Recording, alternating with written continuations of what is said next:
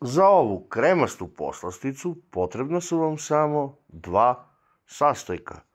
Treba vam kilo banane i treba vam 400 grama čokolada za kuvanje. I da, počet udaram ove bandere. I 400 grama čokolada za kuvanje, bre. Kako se sprema? Pa mnogo lako.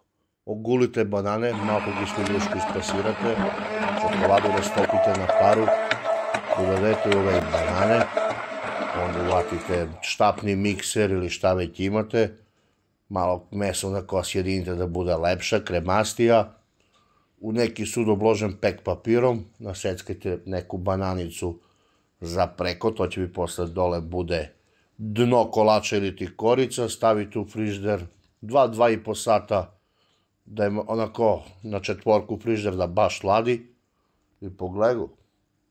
Prva liga, ako koza laže, rog ne laže, a ja vi kažem, prijatno.